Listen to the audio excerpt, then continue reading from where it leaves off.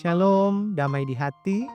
Kita bersyukur boleh jumpa lagi di Renungan Harian Keluarga untuk edisi Jumat 14 November 2025.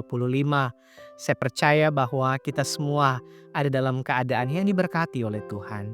Saat ini sebelum membaca dan merenungkan firman, mari kita berdoa. Bapa di sorga, kami naikkan syukur kehadirat-Mu.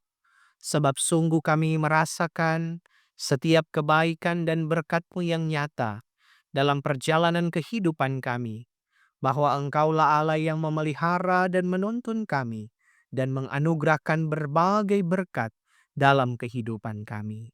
Maka di saat ini lagi Bapa, kami akan membaca, merenungkan firman-Mu melalui Renungan Harian Keluarga di channel YouTube Gemi Maranatha Paslaten. Tuntun dan tolonglah kami ya Roh Kudus, dimanapun kami ada, firman-Mu memperlengkapi kami, supaya kami terus diarahkan untuk hidup sesuai dengan kehendak-Mu. Dalam nama Yesus firman kehidupan, kami berdoa. Amin. Bacaan Alkitab yang menuntun kita di hari ini terdapat dalam Efesus pasal 1 ayat 22. Efesus pasal 1 ayat 22 seperti ini ditulis. Dan segala sesuatu telah diletakkannya di bawah kaki Kristus, dan Dia telah diberikannya kepada jemaat sebagai kepala dari segala yang ada. Demikian firman Tuhan. Tema renungan kita adalah Yesus kepala jemaat. Keluarga Kristen yang dikasihi dan diberkati Tuhan Yesus, dalam praktik kehidupan gereja masa kini, seringkali konsep bahwa Kristus sebagai kepala jemaat hanya menjadi slogan yang indah tanpa implementasi nyata. Banyak gereja yang dalam kenyataannya lebih mengikuti kehendak dan agenda manusia daripada kehendak Kristus. Kepemimpinan gereja kadang lebih dipengaruhi oleh keinginan mayoritas jemaat, tekanan dari donatur besar, kepentingan tertentu, atau tren yang sedang populer di dunia daripada pimpinan Roh Kudus dan firman Allah. Namun, Paulus mengingatkan kita bahwa Yesus harus benar-benar adalah kepala, bukan hanya secara nama, tetapi dalam realitas setiap keputusan, program, dan arah pelayanan gereja. Rasul Paulus menyatakan hubungan Kristus dengan gerejanya. Allah telah menjadikan Yesus sebagai kepala atas segala sesuatu untuk jemaat. Pernyataan ini bukan sekedar pengakuan teologis atau doktrin yang harus dipercayai, melainkan realitas yang harus dihidupi dalam kehidupan jemaat sehari-hari. Sebagai kepala, Yesus memiliki otoritas tertinggi. Ia adalah sumber kehidupan dan Ia yang mengarahkan seluruh tubuh, yaitu gerejanya. Sama seperti kepala manusia yang mengontrol dan mengordinasikan seluruh anggota tubuh, demikian pula Kristus harus menjadi pusat dan pengendali dari segala aktivitas dan keputusan dalam jemaatnya. Ketika Yesus benar-benar menjadi kepala jemaat, maka akan terlihat kesatuan yang indah antara kepala dan tubuh. Jemaat akan bergerak sesuai dengan kehendaknya.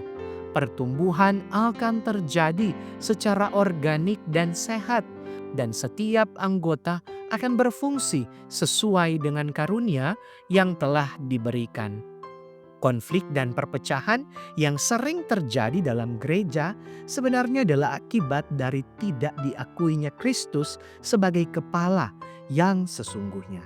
Ketika manusia mencoba mengambil alih posisi kepala dan menjalankan gereja menurut hikmat mereka sendiri, hasilnya adalah kekacauan, persaingan, dan kehilangan arah. Keluarga Kristen yang dikasihi dan diberkati Tuhan Yesus, mari kita mengevaluasi secara jujur. Apakah dalam gereja kita, dalam persekutuan kita, atau bahkan dalam kehidupan pribadi kita sebagai anggota tubuh Kristus, apakah Yesus benar-benar menjadi kepala? Apakah keputusan-keputusan yang kita ambil didasarkan pada kehendaknya atau pada keinginan kita sendiri? Apakah kita mencari pimpinannya melalui doa dan firman sebelum bertindak, ataukah kita hanya memberitahunya setelah kita membuat keputusan sendiri? Mengakui Yesus sebagai kepala bukan hanya urusan bibir, tetapi harus dinyatakan dalam sikap tunduk dan taat dalam setiap aspek kehidupan jemaat. Ingatlah bahwa ketika kita membiarkan Yesus menjadi kepala, kita tidak akan kehilangan kebebasan, melainkan justru menemukan kebebasan yang sejati di bawah kepemimpinannya yang penuh kasih dan hikmat. Gereja akan bertumbuh sehat, anggota-anggota akan berfungsi dengan maksimal, dan misi Allah akan tergenapi dengan efektif. Biarlah setiap hari kita berkomitmen untuk hidup sebagai anggota tubuh yang taat pada kepala kita, yaitu Tuhan Yesus Kristus. Amin. Mari berdoa. Bapa, kami bersyukur untuk firman-Mu yang telah menyapa kami. Maka kami berdoa, biarlah firman-Mu ini akan terus mengarahkan langkah hidup kami, supaya kami akan betul-betul tidak sekedar mengakui bahwa Engkau sebagai kepala atas kehidupan kami, tapi itu yang akan kami nyatakan dalam hidup ini. Sehingga sebagai anggota tubuh Kristus, kami akan hidup sesuai dengan kehendak-Mu sebagai kepala atas kehidupan kami. Oleh karena itu kami mohon tuntunlah langkah-langkah hidup kami semua. Kami yang menyaksikan tayangan ini dimanapun kami ada, peliharalah hidup kami, berilah kami umur panjang, sehat dan kuat. Berkati setiap usaha kerja mata pencarian kami, sehingga baik pribadi maupun keluarga, kami akan menikmati kemurahan Tuhan dalam damai sejahtera yang terus Engkau beri. Terima kasih Bapa, kalau di waktu-waktu ini kami ada dalam rupa-rupa pergumulan, yang berduka dihiburkan, yang sakit disembuhkan, yang dalam berbagai persoalan dibukakan jalan. Karena sungguh kami percaya Engkaulah Allah yang terus mengarahkan langkah hidup kami ke dalam damai dan sejahtera-Mu. Maka terpujilah Engkau Bapa, ini kami yang berdoa dalam nama Yesus Kristus, Kepala Gereja Tuhan dunia. Amin. Demikian renungan harian keluarga untuk hari ini. Jangan lupa terus mendukung channel ini dengan cara subscribe, tapi juga like, komen, bagikan video ini.